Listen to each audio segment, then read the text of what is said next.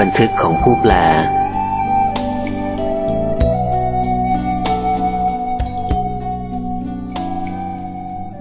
จากเรื่องนี้และเรื่องอื่นๆที่ข้าพเจ้าได้แปลมาเช่นเรื่องของนายแพทย์วิกแลนด์และเอสเทลโรเบิร์ตเป็นต้นรู้สึกว่ามีหลักเกณฑ์ในการต่อสู้กับผีที่ร้ายๆอยู่บางประการดังต่อไปนี้ 1. อย่ากลัวโกรธหรือเกลียดเพราะอารมณ์เหล่านี้ทำให้จิตของเราไม่เป็นกลางและทำให้จิตอ่อนแอลง 2. จงทำใจให้สงบและนึกแผ่เมตตาหรือถ้าจะว่าทางแบบไทยก็คือกรวดน้ำอุทิศส่วนกุศลให้นั่นเองแต่ในขณะเดียวกันก็ต้องทำใจให้สงบคืออย่าตื่นเต้นด้วย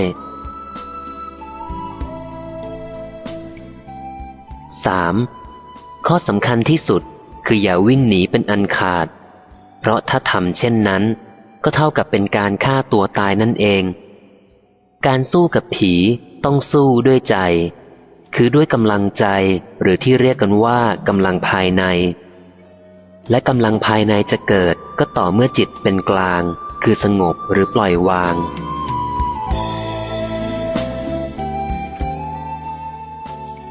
บทเรียนจากเรื่องนี้พอจะรวบรวมได้คร่าวๆดังต่อไปนี้ 1. ผู้ที่หลงตายนั้นย่อมพาเอาโรคและความทุกข์ของร่างกายติดตามไปด้วยแม้หลังจากตายแล้วสำหรับบุคคลประเภทนี้ความตายจึงไม่ใช่การสิ้นสุดของความทุกข์แต่อย่างใดเขาต้องได้รับทุกข์ทั้งก่อนตายและเมื่อตายไปแล้วก็ต้องรับทุกข์หนักยิ่งขึ้นอีก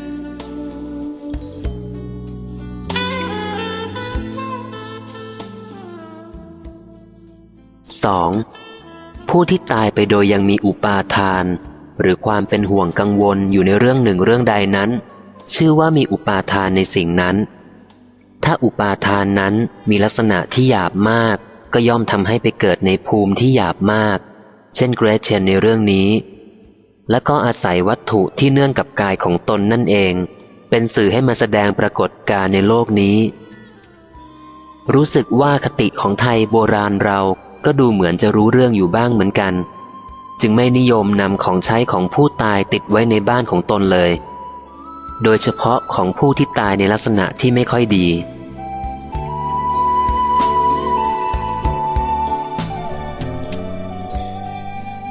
3. กระแสแห่งเมตตาของผู้มีกำลังสมาธินั้นสามารถจะทำให้พลังที่ร้ายๆของโอปปาติกะหมดอำนาจได้สำหรับผู้ที่ต้องการหลักฐานของไทยบ้างขอแนะนำให้อ่านประวัติของท่านอาจารย์มั่นภูริทัตโตจะเห็นตัวอย่างในเรื่องนี้ได้เป็นอย่างดีแต่สำหรับผู้ที่คิดว่าตนเป็นผู้ทันสมัยต้องการหลักฐานพยานข้อพิสูจน์อย่างแจ่มชัดคือต้องการให้มีนักวิทยาศาสตร์ฝรั่งมาเซ็นชื่อรับรองเรื่องนี้ด้วยนั้นก็เป็นอันว่าไม่ต้องอ่านดีกว่า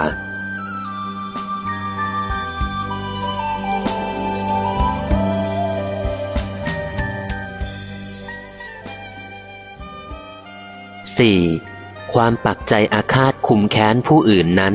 ไม่เป็นผลดีแก่ตนเองไม่ว่าตนจะเป็นฝ่ายถูกหรือผิดก็ตามเพราะเป็นการเผาลนจิตใจของตนเองทำให้ตนเองต้องตกนรกอยู่ตลอดเวลาถ้าผู้ที่ถูกอาฆาตนั้นมีความอาฆาตตอบด้วยก็เป็นการทำให้ตนอ่อนแอลงไปอีกเพราะไปร่วมกันตกนรกด้วยแต่ถ้าผู้ถูกอาฆาตไม่ยอมตกนรกด้วยผู้ที่คุมแค้นอาฆาตก็จะต้องได้รับโทษทุกข์และทรมานไปฝ่ายเดียวส่วนการที่ทำร้ายผู้ที่ถูกอาฆาตได้หรือไม่นั้นก็สุดแล้วแต่กรรมในปางก่อนของอีกฝ่ายหนึ่งด้วย